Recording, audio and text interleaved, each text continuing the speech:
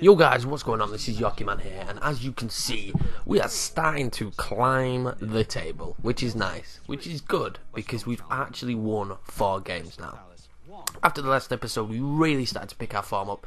There's one thing I noticed though, Danny Ings does not have, he's in his last year of his contract. We're coming up to January. He would be a killer to lose.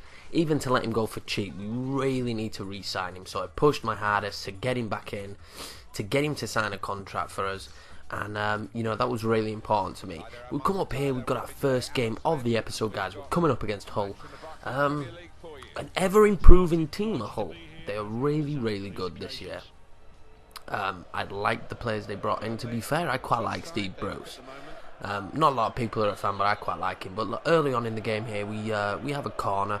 Kelly's not too bad at whipping these corners in, and the big man himself there, Shabala, scores for us. And, you know, what a start. You know, when you're coming up against a team that I consider quite difficult, that was a good start. But Berahino there completely fucks that up. Sluco goes through there, but puts it wide. And I put more and more highlights in this, because there's been more and more action in the games. This should have been a goal. And I think maybe I just took it a bit too far, and Danny Ings just heads it straight to the keeper. It's like, what are you doing, son? But they come through here, and Jelovic scores, and he was brilliant at Everton. I still don't understand why Everton let him go. I think he had a bit of an off season, a shaky season, and let him go. But he's doing well here for Hull. And second half kicks off, and I was worried because they were passing the ball around us for fun. I mean, look at that. That was Barcelona-esque. Quinn scores, and we'd gone from such a dominant position, and we were having all the chances to being 2-1 down, and it was really frustrating for me. I was trying to pull everything out of the bag to get back in it. We come through here. I'm doing the moves here with Campbell, and that should have been a goal. Campbell normally finishes them.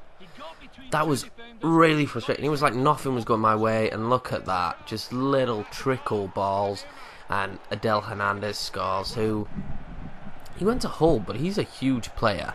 Come through here, Vokes has a shot, but we were just struggling, and I play this hit and hope ball up here, and he can't get it in, but Vokes finishes it, and I'm like, oh shit!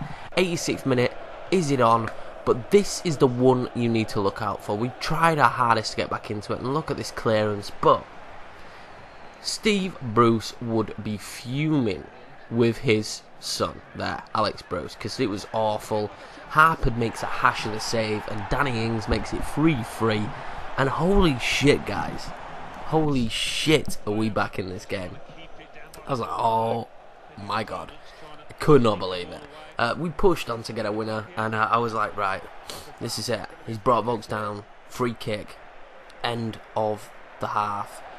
We can do it. There's every opportunity here to score this free kick. I can do it. I believe in myself. I have the power. But as you guys know, I've been pretty piss poor at free kicks so far. I've come really, really close on most attempts, but yeah, no cigar. It ends 3-3, but we'll take a draw, because at this moment in time we are doing extremely well in the league for Burnley. We should be doing a lot worse. So I'm happy. I'm in a place where I can accept a draw, especially when we went 3-1 down. You know, when you go 3-1 down, you do not expect to come back and draw it. I was happy.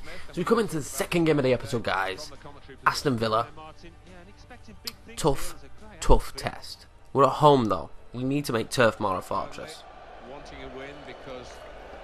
Getting the formalities out of the way, getting a couple of handshakes in, getting ourselves geared up, getting ourselves ready for this game. Because it's not going to be an easy one.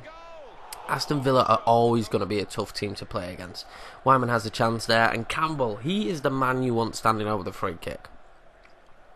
But watch this. For the first time I have my little bit of a play around, and yeah, don't have a play around when you're doing a free kick. Just take the free kick. It was an awful decision. But we were getting chances again, feeling confident when we're going forward, but really, really lacking confidence in defence, because we've been struggling a lot defensively since we started this save. And you know, second half here, Vokes has a crack. We were being restricted to shooting from far out, but look at that there. That was an opportunity. It was really being restricted to shooting from far out. But it was being a struggle, but that was it. The Aston Villa game sucked. Coming off the whole game, which was an unbelievable 3-3, the Aston Villa game was a pretty poor game. QPR next. So really in this episode, we've had 3 games that we need to be taking something from, or looking at taking something from. There has to be some kind of impetus to try and get points from these games. And to be fair, we've taken 2. My aim is to never take none. You know, I mean, they hit the post there against these sides, especially like QPR came up with us. I would say they've got a far better team, especially on this game, than we do. But we have to hedge our bets, take our chances, and try and pull out something. But I mean, look at that. Isla gets the goal there, and it's just like, it was a good finish. There's plenty of time left in the game for us to get back into it, is my mindset. I mean, Ings was, I mean, how much abuse does that man need in that position? You know, QPR, Harry, that was always going to be a penalty. I don't care what he's saying on the interview after the match. That was always going to be a penalty. And look at this from the keeper. He just like goes, nope, not today. Not for you. Danny Ings steps up, and he's not failed us so far, and he's not going to start failing us now when it comes to the penalties. He slots it away, and he is our big man in the team. I don't care. Out of all the players, he's the best player we have. We need this guy a hell of a lot. He comes through again here, and this probably should have been a goal. He's been a little bit hit and miss with the finishes in the past couple of games, which is a shame because he's done so well. But Traore breaks through there, and it's 2-1, and I'm just like, can I ever keep a lead? It's ultimately frustrating, and then I felt like now we're playing for the draw again. But I'm telling you, when it comes to parking the bus, I've never seen it like it. QPR was horrible, but look at that from York Campbell. He is a brilliant signing. If you are on your first season with any team that is a Premiership side, I suggest signing him. He comes on leaps and bounds. He's fantastic as a player in the game. He's really impressive, so I would suggest that you go in for him. But after that, it seemed like we just played for another draw. I mean, we tried to break through here, but the wrong man ran onto the ball. And that was pretty much it for this game. We made the effort. But also, guys, that's pretty much it for this episode. Hopefully you enjoyed it. We have had, I think, a pretty good episode here. I mean, we've got 3 draws, but hey-ho, you cannot win them all. But anyway, guys, thanks for watching. See you later.